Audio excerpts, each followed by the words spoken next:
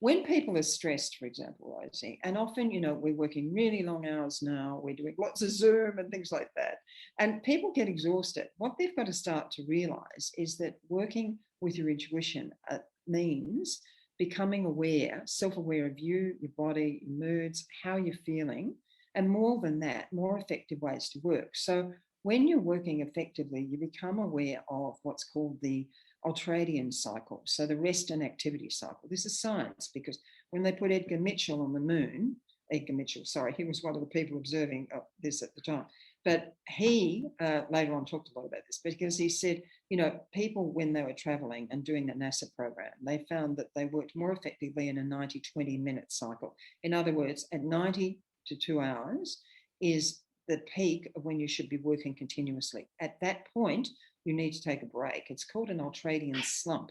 It's where the body goes into a rest and repair mode. And what that allows you to do also is tap into that intuition and creativity.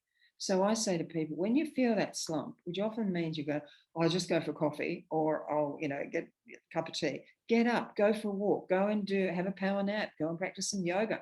Any of those types of things will help you recognize your own cycle. You'll come back much more refreshed, relaxed as a result. So knowing your own body cycle, and everybody is independent of that. So it depends on when you've got up in the morning, for example.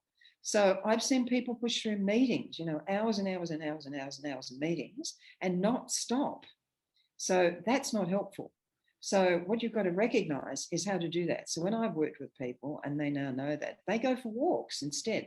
It doesn't mean they have to go and stop their meeting. They can just say, come on, let's go for a walk in the park or up the street, those sort of things. So breathe, learn how to breathe properly. I had people in certain coaching who were hyperventilating. They actually weren't aware that they were hyperventilating. And these were fit men. These were not guys that were sort of, out of fitness at all. So